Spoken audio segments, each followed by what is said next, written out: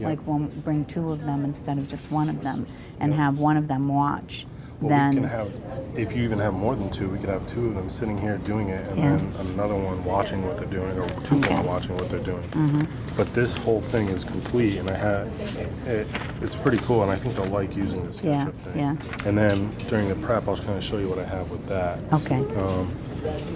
But the last one, I'm not sure, the cylinders thing, we'll look at that too. I'm not sure how much it relates to what we can do. Yeah. But I think this one's good. Everybody's going to do that one activity that's on a set of parallel lines cut by a transversal.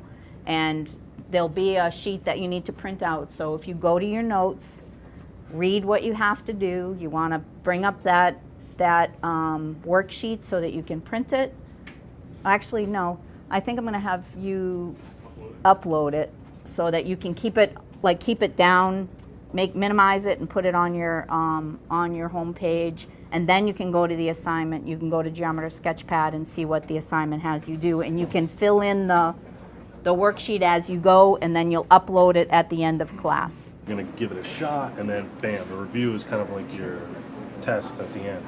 So I think it doesn't allow you to be called finished until you finish that review. And so you think that's what happened on the other ones? Yeah, so make sure you go through the review. Because at some point in time, right now we're only saying, if you finish the review, we're giving you credit for that, doing the whole activity. But we may change this to where the score you get on the review is going to be your quiz score. So it may mean a little bit more in the future. So just try your best at it. Very good. So we've got two ways to look at the problem. They both work. They're just different approaches. They both give us the number of tiles needed to outline the pool for sides with T tiles. No, but I mean, so what are you adding to 3 to get 7? Or, I mean, think about this. If this is 3 and this is 6, so what have they done to the value of X to get to 6? Added 3 or?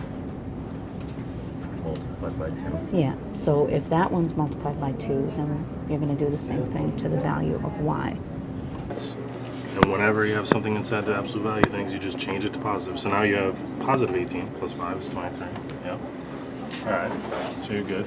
And you have to first figure out what half full is, and then you go from there. So if you know, so that's your answer. Yep. So you're going to be plugging in your stuff here. But if you go back, then first one, there's the activity. Put like a dot in this one. You can sort of insert a little something, or you can color it, or you can put a text box and say which others. You could put numbers.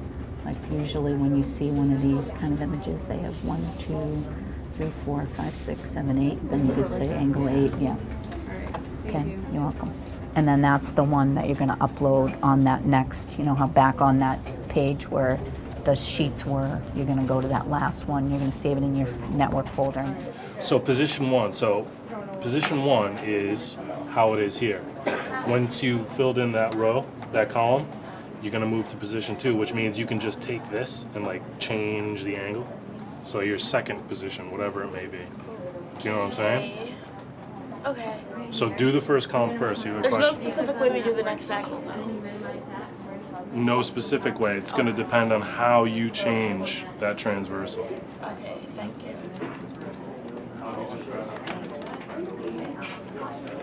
You know, there is a quick way. If you just highlighted that dot, I think you can do it this way. So highlight it, Control C, and copy it, and just click wherever you want it. Oh, you can't put it in the picture. Oh, I can. Really? Oh. Yeah, I don't think you can put it in there because that's like a saved image. But if you put like, say, right there, right, the dot underneath there, you can list all the equal angles Okay. if you want. Yeah. That's one way you can do it. I mean, I'd at least be able to get that first part, which shows them how to create. And it wouldn't have to be. I mean, they've got, most of those kids have other, Yeah, either that. because they didn't.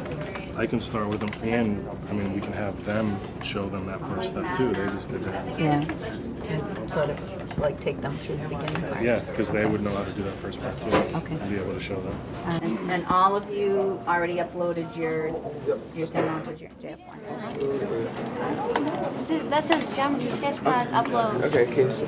No. Go to browse. No, what do you Go guys into do? yours. Let's It's see. under right where we did it. Oh, is Find it? the one that you just did. Go up to 25. Oh, yeah, right there. Upload. Oh, go back. No, don't do that. Go back. Use your orbit. Go down to 25.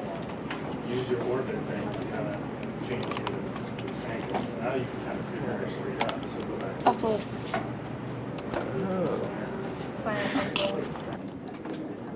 Yeah, so you're good with that one, so click there now and then click at the top. And do that for each 4 corners at the top. And then you can use your orbit tool to zip around, to like turn it around so you can make sure you get all the corners. Right. So this one and these two, this one and these two. So it doesn't matter what set of data, right? So always, there's no change in your data. Well, there should So be 3 next to A. right. I think for the most part, they're intrigued with technology, and what I like about it is that I can bring the level up, which if these kids are supposed to be, higher level ability-wise, then I want them to be challenged. And some of the challenge is figuring out the technology. They get into this mode, I think, through elementary school, that they tell them what to do and then they do it. And those kids can do it more efficiently than other kids. But when's the think time? And they're not used to having to figure out some things on their own. And that can be frustrating for them, or it can be exciting to them. And how do you get that access to? This group in particular, they love helping each other out. If somebody figures out something, they have to immediately go and tell somebody else. And that's okay. That's just like what is done in the real world. You don't work on a project individually. And I want them to do that. I want it to be more, I always want it to be more of a learning situation. I think it's much more engaging than some other ways of teaching, for sure. I wouldn't be doing that.